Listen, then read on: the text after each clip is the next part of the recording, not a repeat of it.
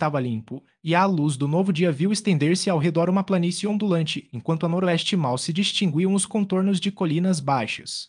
Ao sudeste de Gatola havia uma região assim, e, supondo que a direção e a força da tempestade o tivessem levado até aquelas paragens, concluiu que Gatol ficava além das colinas que via, quando, na verdade, encontrava-se muito mais ao nordeste. Foram 2 dias até que Galan atravessasse a planície e alcançasse o topo das colinas, esperando avistar sua pátria apenas para se deparar com a decepção. Diante dele se estendia outra planície, ainda maior que a anterior, e além dela, mais colinas. Esta diferia da primeira em um aspecto, era pontilhada de colinas isoladas. Convencido, porém, de que Datol devia estar naquela direção, desceu ao vale e seguiu para o noroeste. Durante semanas, Caim de Gatola atravessou vales e colinas em busca de algum marco familiar que o guiasse de volta à sua terra natal, mas o cume de cada nova elevação revelava apenas paisagens desconhecidas. Encontrou poucos animais e nenhum homem, até começar a acreditar que havia caído naquela região lendária de Barsum Antigo, amaldiçoada pelos deuses de outrora, um país outrora rico e fértil, cujos habitantes, em seu orgulho e arrogância, haviam renegado as divindades, e cuja punição fora o extermínio. Então, um dia, escalou uma série de baixas colinas e olhou para um vale habitado, um vale de árvores, campos cultivados e terrenos cercados por muros de pedra que envolviam torres estranhas. Viu pessoas trabalhando nos campos, mas não desceu correndo para saudá-las. Primeiro precisava saber mais sobre elas, se poderiam ser consideradas amigas ou inimigas. Escondido entre arbustos, rastejou até um ponto vantajoso numa elevação que avançava sobre o vale e ali se deitou de bruços, observando os trabalhadores mais próximos. Ainda estavam a boa distância, e ele não podia ter certeza, mas havia algo de quase antinatural neles. Suas cabeças pareciam desproporcionais aos corpos, grandes demais. Por muito tempo ele ficou observando-os, e cada vez mais se convencia de que não eram como ele e que seria insensato confiar-se àqueles seres. Logo depois, viu 2 deles saírem do cercado mais próximo e se aproximarem lentamente dos que trabalhavam junto à colina onde ele estava escondido. Percebeu de imediato que um deles era diferente dos demais. Mesmo à distância, notou que sua cabeça era menor e, à medida que se aproximavam, percebeu que o arnês de um não era igual ao do companheiro nem ao de nenhum dos que lavravam os campos. Os dois paravam com frequência, aparentemente discutindo, como se um quisesse seguir adiante e o outro resistisse. Mas, a cada vez, o menor acabava conseguindo a anuência relutante do outro e assim avançavam, cada vez mais próximos da última fileira de trabalhadores, entre o cercado de onde haviam saído e a colina onde Gandigatola observava. Então, de repente, a figura menor golpeou o companheiro em cheio no rosto. Aan, horrorizado, viu a cabeça do outro rolar para fora do corpo, viu o corpo cambalear e cair por terra. Meio erguido em seu esconderijo, procurou ver melhor o que acontecia no vale abaixo. A criatura que derrubara o companheiro corria loucamente em direção à colina onde ele se ocultava, desviando-se de um dos trabalhadores que tentava agarrá-la. Tan torceu, sem saber por quê, para que ela conseguisse escapar, talvez porque aquela distância parecia ser de sua própria raça. Mas viu-a tropeçar e cair, e logo os perseguidores estavam sobre ela. Nesse instante, Gan voltou os olhos para o corpo da criatura derrubada, e o que viu encheu de horror. Estaria sonhando. Seria alguma ilusão macabra? Não, por mais impossível que parecesse, era real. A cabeça movia-se lentamente até o corpo caído, encaixou-se nos ombros, o corpo se ergueu, e o ser, aparentemente restaurado, correu em direção aos companheiros que arrastavam o infeliz prisioneiro de volta para ficar de pé. O observador viu o ser tomar o cativo pelo braço e conduzi-lo de volta ao cercado, e mesmo à distância pôde notar o desânimo e o desespero absoluto na postura do prisioneiro. E estava quase certo de que era uma mulher, talvez uma marciana vermelha, como ele. Se tivesse certeza disso, arriscaria tudo para resgatá-la, ainda que os costumes de seu mundo exigissem tal ato apenas se ela fosse de sua própria cidade. Mas não tinha certeza, poderia não ser uma marciana vermelha, ou, se fosse, talvez viesse de um povo inimigo. Seu dever primeiro era retornar aos seus, correndo o menor risco possível, e embora o pensamento da aventura lhe inflamasse o sangue, conteve o impulso com um suspiro e virou as costas ao vale sereno e belo que tanto desejava explorar, pois decidira contorná-lo pelo leste e prosseguir na busca de Gatola além dali. Enquanto Gaen de Gatola avançava pelas encostas ao sul das colinas que delimitavam Bantum ao sul e ao leste, algo chamou sua atenção, um pequeno grupo de árvores, a pouca distância à direita. O sol baixo lançava longas sombras, logo cairia a noite. As árvores ficavam fora do caminho que ele havia escolhido, e ele não tinha intenção de se desviar. Mas, ao olhar de novo, hesitou. Havia algo mais ali além de troncos e arbustos, algo que sugeria linhas familiares de trabalho humano. Tan parou e forçou os olhos para enxergar melhor. Não, devia estar enganado. Os galhos e um arbusto baixo pareciam formar figuras estranhas sob os raios horizontais do sol poente. Ele se virou para seguir caminho, mas, ao lançar um último olhar, algo entre as árvores refletiu a luz do sol em um lampejo ofuscante. Tan franziu o senho e caminhou rapidamente na direção do mistério, decidido a descobrir o que era. O brilho o atraía e, quando se aproximou, seus olhos se arregalaram de surpresa. O que vira era nada menos que o emblema cravejado de joias no arco de um pequeno aerobarco. Com a mão sobre a espada curta, avançou em silêncio, mas, ao chegar mais perto, viu que não havia perigo, a nave estava deserta. Então voltou a atenção para o emblema e, quando compreendeu seu significado, empalideceu, sentindo o coração gelar. Era o brasão da casa do senhor da guerra de Barsoom. De imediato, a imagem da prisioneira abatida, sendo conduzida de volta ao cativeiro, veio-lhe à mente. Tara de Hélio. E ele estivera tão perto de abandoná-la ao destino. O suor frio brotou-lhe na testa. Um exame rápido da aeronave revelou-lhe toda a trágica história. A mesma tempestade que o desviara havia trazido Tara de Hélio àquela região longínqua. Sem dúvida, ela pousara ali em busca de alimento e água, pois, sem hélice, não poderia jamais alcançar Hélio, nem qualquer outro porto amigo, a não ser pelo capricho do acaso. O aerobarco parecia intacto, salvo pela hélice ausente, e o fato de ter sido cuidadosamente amarrado sob as árvores indicava que a moça pretendia voltar a ele. A poeira e as folhas acumuladas sobre o convés denunciavam, contudo, os longos dias, talvez semanas, desde que aterrissara. Provas mudas, mas eloquentes, de que Tara de Hélio era uma prisioneira e de que era ela mesma a fugitiva cuja tentativa de escapar ele acabara de presenciar. Disso Gan agora não tinha a menor dúvida. Estava apenas a questão de como resgatá-la. Sabia em qual torre fora levada, nada mais. Ignorava o número, a natureza ou o temperamento de seus captores, mas não se importava. Por Tara de Hélio enfrentaria um mundo hostil sozinho. Pensou rapidamente em vários planos para salvá-la, mas o que mais o atraía era aquele que lhe daria a maior chance de fugir, caso conseguisse alcançá-la. Decidido, botou-se para o aerobarco. Soltou as amarras, arrastou para fora do bosque e subiu ao convés, testando os controles. O motor respondeu ao primeiro toque, ronronando suavemente. Os tanques de flutuação estavam cheios e a nave respondia perfeitamente ao comando de altitude. Faltava apenas a hélice para que estivesse pronta para a longa viagem a Hélio. Tain encolheu os ombros, impaciente. Provavelmente não havia uma hélice sequer num raio de 1000 aads. Mas que importava? Mesmo sem hélice, o veículo serviria ao propósito do plano, desde que os captores de Tara de Hélio fossem um povo sem naves, e nada indicava que possuíssem alguma. A arquitetura de suas torres e cercados o convencia disso. A súbita noite de Barsoom caiu. Horus cruzava majestosamente os céus. O rugido distante de um bando ecoou entre as colinas. A Andigatol fez a nave erguer-se alguns pés do solo e, segurando uma corda de proa, saltou para fora. Rebocar a pequena nave era tarefa fácil e Gaan subiu rapidamente a encosta acima de Bantum, o aerobarco flutuando atrás dele como um cisne sobre um lago tranquilo. Logo começou a descer a colina, em direção à torre mal visível à luz da lua. Atrás dele soou novamente o rugido do Bantum caçada. Perguntou-se se a fera o seguia ou rastreava outra presa. Não podia se deter, não agora. Quem sabia o que poderia estar acontecendo? Naquele mesmo instante, com Tara de Hélio? Acelerou os passos. Mas os urros horrendos do carnívoro aproximavam-se cada vez mais, e agora ele ouvia o som abafado das patas na encosta atrás de si. Olhou por sobre o ombro a tempo de ver a fera lançar-se em corrida. Sua mão voou ao punho da espada longa, mas não a desembainhou, pois no mesmo instante percebeu a futilidade de resistir, já que atrás do primeiro band vinha uma alcateia de pelo menos uma dúzia. Havia apenas uma alternativa. Saltando do chão, Gaan agarrou-se à corda e subiu agilmente em direção à proa da nave. Seu peso fez o veículo descer um pouco e, no exato momento em que alcançava o convés, o primeiro band saltou para a polpa. Tan pôs-se de pé e correu na direção da besta, tentando desalojá-la antes que subisse por completo.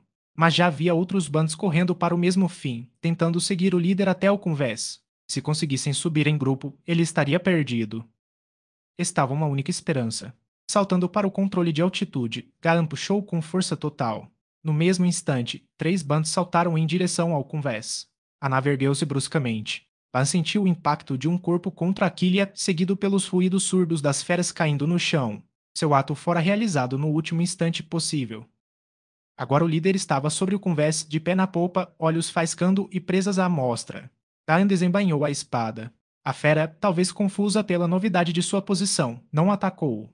Moveu-se lentamente em direção à presa. A nave continuava subindo, Kaan pôs o pé no controle e deteve a ascensão. Não queria ser levado por correntes aéreas mais altas. A pequena nave, impulsionada pelo salto do Band, deslizava lentamente na direção da torre. O homem observou a aproximação lenta do monstro, as fauces babando, a expressão maligna daquele rosto demoníaco. A criatura, percebendo que o convés era estável, parecia ganhar confiança, e então o homem saltou de repente para um lado da pequena nave, que inclinou bruscamente em resposta. O banto escorregou e agarrou-se desesperadamente ao convés. Avançou com a espada nua, a enorme fera recuperou o equilíbrio e ergueu-se sobre as patas traseiras para alcançar aquele mortal atrevido que ousava desafiar seu direito à carne que desejava. Então o homem saltou para o lado oposto do convés. O banto tombou de lado no exato instante em que tentava saltar. Uma garra varreu o ar perto da cabeça de Gala no mesmo momento em que sua lâmina atravessava o coração selvagem e quando o guerreiro arrancou a espada do cadáver, o corpo escorregou silenciosamente para fora da nave. Um olhar para baixo mostrou que a embarcação derivava na direção da torre para onde Gaan vira a prisioneira ser levada. Em 1 ou 2 instantes estaria diretamente sobre ela. O homem correu até os controles e fez a nave descer rapidamente em direção ao solo, onde os bantos a seguiam, ainda ardendo por sua presa. Aterrissar do lado de fora do cercado significava a morte certa, enquanto dentro dele Gaan via muitas formas encolhidas no chão como se dormissem. A nave flutuava agora a poucos pés acima do muro. Não havia opção além de apostar tudo em um lance ousado ou deixar-se levar, impotente, sem esperança de retornar pelo vale infestado de bantos, de onde vinha agora o eco de rosnados e rugidos daqueles ferozes leões de Barsoom. Descendo pela lateral, Kaan desceu pela âncora até que seus pés tocaram o topo do muro, onde conseguiu facilmente deter a deriva da nave. Depois ergueu a âncora e abaixou para dentro do cercado. Ainda assim, nenhum movimento vinha das figuras adormecidas abaixo, eram imóveis como mortos. Luzes opacas brilhavam nas aberturas da torre, mas não havia sinal de guardas ou de qualquer habitante desperto. Segurando-se na corda, Kaan baixou-se para dentro do cercado, onde teve sua primeira visão de perto das criaturas que jaziam ali no que ele pensara ser sono. Com um meio grito abafado de horror, o homem recuou dos corpos sem cabeça dos Ricors. A princípio julgou serem cadáveres de humanos decapitados como ele, o que já era terrível, mas quando viu que se moviam e percebeu que tinham vida, seu horror e repulsa tornaram-se ainda maiores. Ali estava a explicação para o que tinha testemunhado naquela tarde, quando Tara de Hélio arrancara a cabeça de seu captor e Gaan vira a cabeça rastejar de volta ao corpo, e pensar que a joia de Hélio estava nas mãos de criaturas tão horrendas quanto aquelas. Ele estremeceu, mas tratou de prender bem a nave, subir ao convés e baixá-la até o chão do cercado. Em seguida avançou até uma porta na base da torre, pisando com leveza sobre as formas deitadas dos Ricors inconscientes, e atravessou o limiar, desaparecendo no interior. Gek, em seus dias mais felizes terceiro capataz dos campos de Lud, estava mergulhado em sua raiva e humilhação. Ultimamente algo despertara dentro dele, algo cuja existência jamais imaginara. Teria a influência da estranha mulher cativa provocado esse desconforto e insatisfação? Ele não sabia. Sentia falta da influência tranquilizadora do som que ela chamava de canto. Seria possível que existissem outras coisas mais desejáveis do que a lógica fria e o poder de um cérebro puro? Seria a imperfeição equilibrada mais valiosa do que o desenvolvimento extremo de uma única característica? Ele pensou no grande cérebro supremo que todos os Caldanes almejavam. Seria surdo, mudo e cego. 1000 estranhos belos poderiam cantar e dançar ao redor dele, mas não haveria prazer algum para aquele cérebro, já que não possuiria faculdades perceptivas. Os Caldanes já tinham se privado da maioria dos prazeres dos sentidos. Ele se perguntou se haveria realmente tanto a ganhar sacrificando ainda mais, e com esse pensamento veio a dúvida sobre todo o alicerce de sua teoria. Afinal, talvez a garota tivesse razão. Que propósito teria um grande cérebro selado nas profundezas da Terra? E ele, Dick, morreria por essa teoria. Lu decretara sua morte. A injustiça disso o encheu de fúria. Mas ele estava impotente. Não havia saída. Além do cercado, os bantos o esperavam, do lado de dentro, os de sua própria espécie, igualmente impiedosos e ferozes. Entre eles não existiam amor, lealdade ou amizade, eram apenas cérebros. Ele poderia matar Lud, mas de que adiantaria? Outro rei seria libertado de sua câmara selada e Gek seria morto. Ele nem sabia que sequer teria a pequena satisfação de se vingar, já que nem era capaz de sentir um sentimento tão complexo. Montado em seu Ricor, Gek percorria o chão da câmara da torre onde fora ordenado a permanecer. Normalmente aceitaria a sentença de Lud com perfeita tranquilidade, pois seria apenas o resultado lógico do raciocínio, mas agora tudo parecia diferente. A estrangeira o enfeitiçara. A vida parecia algo agradável, cheia de possibilidades. O sonho do cérebro supremo recuara como névoa tênue ao fundo de seus pensamentos. Foi então que apareceu no vão da porta da câmara um guerreiro vermelho com a espada nua. Era a versão masculina da prisioneira cuja doce voz enfraquecera a razão fria e calculista do Caldane. Silêncio, ordenou o recém-chegado, as sobrancelhas retas franzidas e a ponta da espada dançando de modo ameaçador diante dos olhos de Geek. Busco a mulher, Tara de Hélio.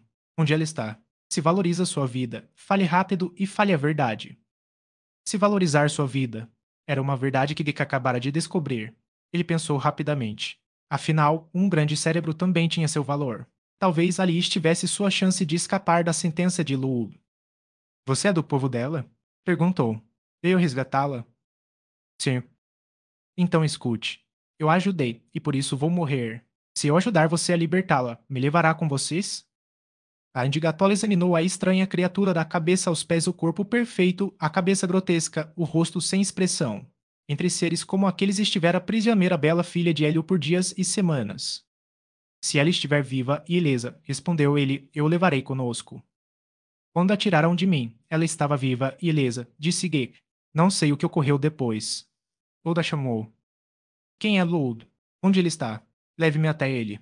A voz de Galan vinha rápida, firme, carregada de autoridade. Venha, disse Geek, guiando o caminho para fora da câmara e descendo por uma escada em direção às passagens subterrâneas dos Caldanes. Loud é meu rei. Eu o levarei aos seus aposentos. Rápido, ordenou Galan. Guarde sua espada, advertiu Geek. Assim, se encontrarmos outros de minha espécie, poderei dizer que você é um novo prisioneiro e talvez acreditem. Tal obedeceu, mas advertiu Caldane de que sua mão permanecia pronta no punho do punhal. Não há motivo para temer traição, disse Geek. Minha única esperança de vida está em você. E se me falhares, advertiu Gaan, posso te prometer uma morte tão certa quanto a que teu próprio rei te daria.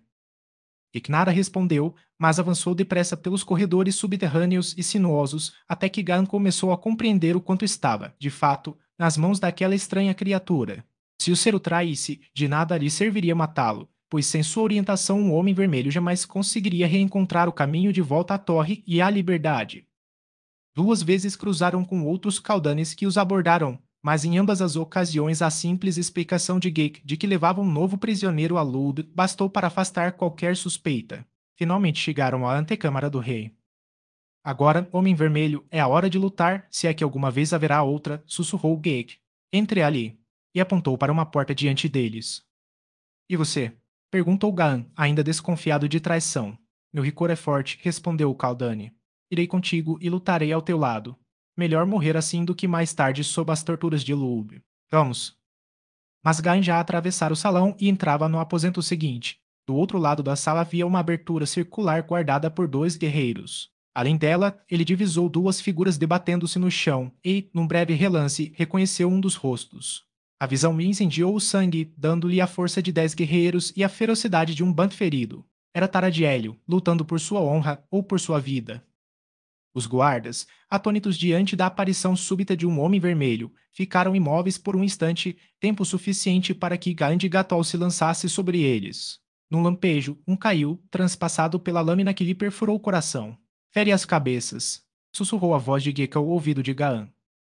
O guerreiro viu então a cabeça do inimigo abatido mover-se rapidamente, arrastando-se pela abertura que levava ao aposento onde Tara de Hélio estava nas garras de um corpo sem cabeça.